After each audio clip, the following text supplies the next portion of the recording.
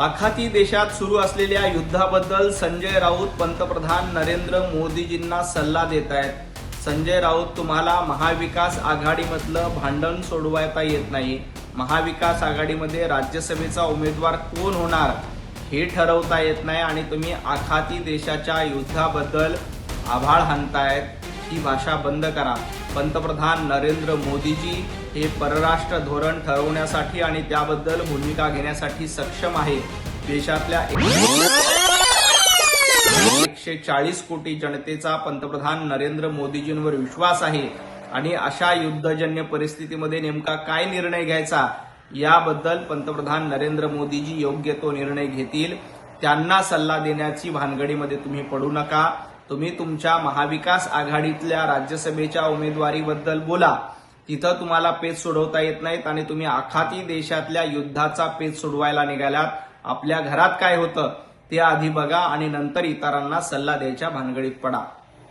व्हीएसआर कंपनीबद्दल जय पवार यांनी केलेलं ट्विट अतिशय गंभीर आहे।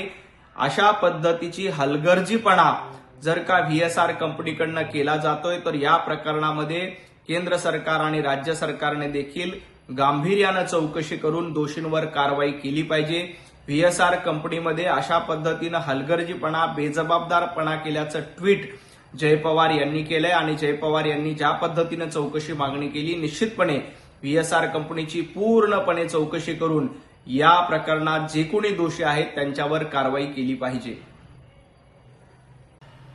राज्यसभा निवडणुकीमध्ये शरद पवारांना पाठिंबा द्यायला हवा अशी भूमिका संजय राऊत यांची आहे, तर उद्धव ठाकरे आणि आदित्य ठाकरे मात्र शरद पवार साहेबांना पाठिंबा द्यायला तयार नाहीत। यामुळेच पवार साहेब रुग्णालयामध्ये असताना त्यांना भेटायला जाण्याचं सौजन्य देखील उद्धवजी ठाकरे दाखवत नाही आणि यावर प्रश्न विचारल्यानंतर संजय राऊत मात्र मूग गिळून गप्प बसतात।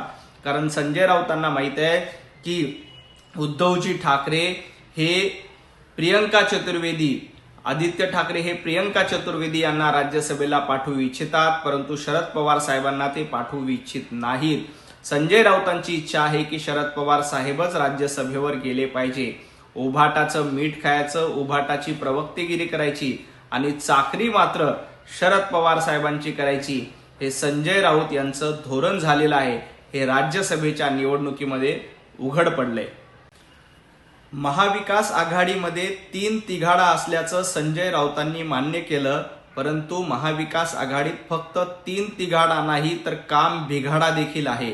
ज्या पद्धतीनं विधानसभेच्या निवडणुकीमध्ये सगळेच महाविकास आघाडीचे नेते मुख्यमंत्री व्हायला निघाले होते, त्यामुळे महाविकास आघाडीमध्ये 3 तिघाडा आहे आणि काम बिघाडा देखील आहे।